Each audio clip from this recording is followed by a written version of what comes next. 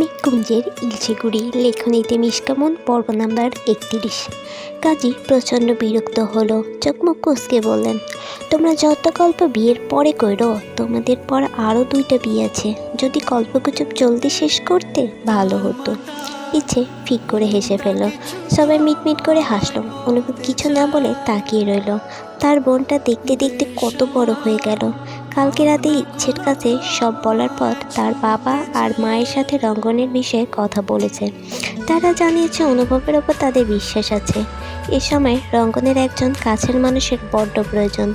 এই কয়েকদিন ওহি নিজের যা অবস্থা বানিয়েছে, তাদের এইভাবে বিয়ে দেওয়ার কারণ সব ঝামেলা মিটিয়ে তাদের বিয়ে দিতে দিতে অনেক দেরি হয়ে যাবে। নিজের চোখের সামনে ছোট বোনকে কাঁদতে দেখতে কোনো ভাইয়ের ভালো লাগে? শেষ পর্যন্ত এটাই সিদ্ধান্ত নিয়েছে।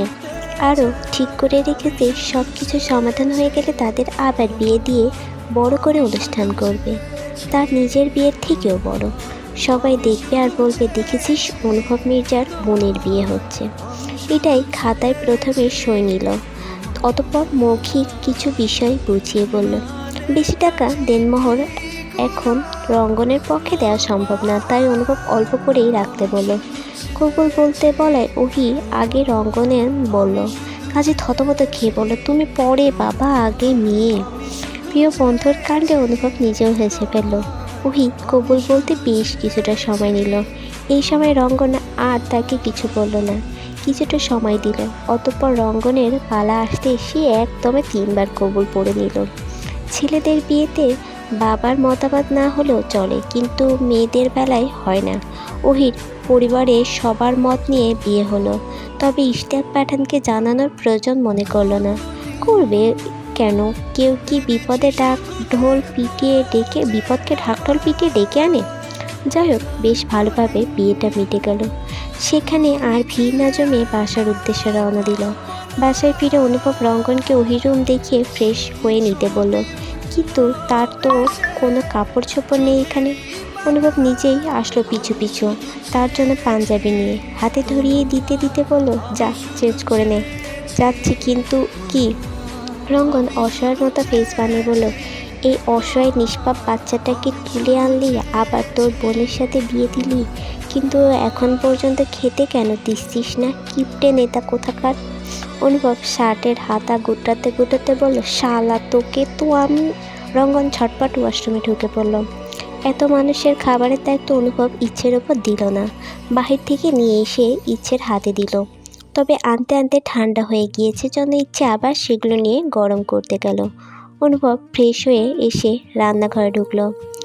ওই ইচ্ছেকে সাহায্য করতে নয়, জ্বালাতন করতে। চুপি চুপি গিয়ে পিছন থেকে জড়িয়ে ধরল। ইচ্ছে চমকে উঠল। অনুভব হেসে বলল, কি করছো? নাচতাছি। উমা, একা কেন নাচছো? চলো এল সাথে নাচি। বলে অনুভব তার হাত টেনে ধরে তাকে ঘোরাতে ঘোরাতে গান ধরল। তোমায় রিতমা ছাড়ে রাখিব, ছেড়ে দেব না, তোমায় রিতমা ছাড়ে রাখিব, ছেড়ে দেব না, ওরে ছেড়ে দিলে সোনার গোড় আর তো পাবো না, খেপা ছেড়ে দিলে সোনার গোড় আর তো পাবো না, না না না ছেড়ে দেব না, তোমায় রিতমা ছাড়ে রাখিব, ছেড়ে দেব না। কয়েক পাক দিতেই ইচ্ছের মাথা ঘুরে গেল। বিরক্ত হয়ে চোখ মুখ কুঁচকে বলল, শুনুন এমপি মশাই, তরকারি পুড়লে কিন্তু আপনার নাচানাচি বের করে দিব। তোমার হুমকিতে আমি ভয় পাই? আমি কালকেই চলে যাচ্ছি তো বাবা। রঙ্গন আর ওহি যখন খেতে বসলো, তখন আবির আর চয়ন ফুল নিয়ে এসে ওহির রুমটা সুন্দর করে সাজিয়ে দিল। তারা আগেই খেয়ে নিয়েছিল। সাজানো শেষ হতে আবির আফসোস করে বলল, আমার যে কবে বিয়ে হবে। সবাই বিয়ে করে নিল। চয়ন মুচকি এসে বলল, ভাইয়ের বিয়েতে ভাবির একটা বান্ধবী এসেছিল না, কি যেন নাম? ও হ্যাঁ, জিনিয়া। তার সাথে তোমার দারুণ মানাবে আবির। আবির 2 কান হাত দিয়ে চেঁচিয়ে বলল, না, আমার এখনো বিয়ের বয়সই হয়নি। রাতে খাওয়া দাওয়া শেষ হতেই ওহি রাগ করে রুমে না গিয়ে ইচ্ছের রুমে বসে রইল। অনুভব একটু কাজে বাহিরে গেছে, ফিরতে একটু রাত হবে। আবির আরিয়া বাসর সাজিয়ে বাসায় চলে গেছে। ইচ্ছে তাকে এটা ওটা বলে বোঝাচ্ছে, কিন্তু এই মেয়ে কোনো কথা কানে নিচ্ছে না। ওহির ফুলে ফুলে সজ্জিত ঘরের অঙ্গন বেশ অনেকটা সময় ধরে রুমে পায়চারি করছে। এদিকে তার বউ আসার কোনো নাম নেই। এতক্ষণ বিছানায় উঠে বসেছিল, এখন নেমে দরজার দিকে উকিঝুঁকি মারছে আর বিড়বিড় করে বলছে, এতদিন শুনেছি বউ আগে আসে পর পরে আসে, কিন্তু এখন দেখছি উল্টো সব কপালের অঙ্গন, সব কপাল। 1 ঘন্টা পেরিয়ে যাওয়ার পরেও ওহি আসার কোনো নামগন্ধ নেই। বিরক্ত হয়ে নিজেই বেরুলো ওহিকে খুঁজতে। অনুভবের রুমের সামনে এসে টোকা দিল। ইচ্ছে বুঝলো কে এসেছে, বলল, ভাইয়া এসো। আমার বউকে দেখেছিস? কোথাও খুঁজে পাচ্ছি না। ওহি বিছানায় কম্বল মুড়ি দিয়ে আঁটিসাঁটি হয়ে শুয়েছিল।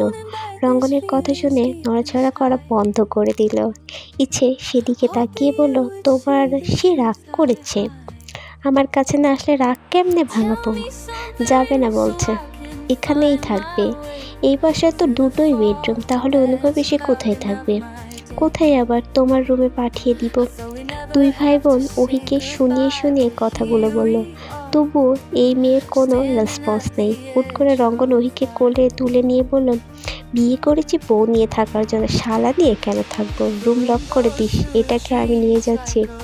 রুমে এনে বিছানার উপর ওহিকে দুম করে ফেলে দিল। বেচারি চশমা খুলে মুখের ওপর এসে পড়ল।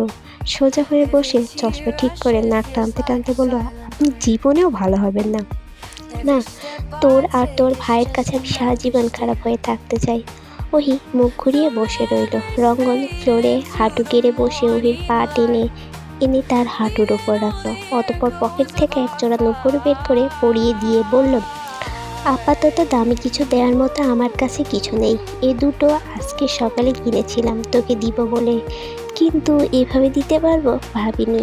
আর শোন, মায়ের গহনা রয়েছে আমার কাছে, অর্ধেক তোর আর অর্ধেক ইচ্ছের। আপাতত সেগুলো আর কিছু টাকা ওহির হাতে ধরিয়ে দিয়ে বলল, দেনমোহরের কিছু টাকা রাখ, আর বাকি টাকা দেওয়ার জন্য কিছুদিন সময় লাগবে, ঠিক আছে? এখনও রেগে আছিস? ওহি আর রাগ করে থাকতে পারে না, মুচকি এসে নুপুরের দিকে তাকিয়ে বলল, অনেক সুন্দর হয়েছে। রঙ্গন মুখে হাত দিয়ে অভিনয় করার মতো করে বলল, আস্তাগফিরুল্লাহ, নাউজুবিল্লাহ, একা রুমে একটা সুন্দর ছেলে দেখে তাকে এইভাবে নজর দিচ্ছিস? ওহি নিজের মাথায় চাটি মেরে বলল, প্রথমত আপনি কি সুন্দর বলি নাই, দ্বিতীয়ত তুই বলা এখন অন্তত বন্ধ করুন।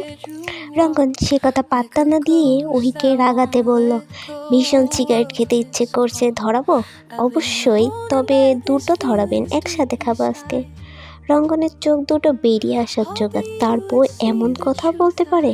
চট করে নিচ থেকে উঠে বসে বলল, না না, আস্তাগফিরুল্লাহ, ওসব খেতে হয় না। ওই একটু দূরে সরে বসে বলল, একদম কাছে আসবেন না, দূরে থাকুন। রঙ্গন বিছানায় টান হয়ে শুয়ে পড়ে ওহির হাত ধরে টান দিয়ে কাছে এনে বলল, দূরে থাকবো মানে? আমার বাচ্চা কাচ্চা কান্নাকাটি করছে দুনিয়ায় আসার জন্য। আর শোন, আমার ছেলের সাথে তোর ভাইয়ের মেয়ের বিয়ে দিব, অতঃপর তোর ভাইকে নাকে দড়ি দিয়ে ঘুরাবো, তাই আগে ভাগে তাকে আনার ব্যবস্থা করতে হবে।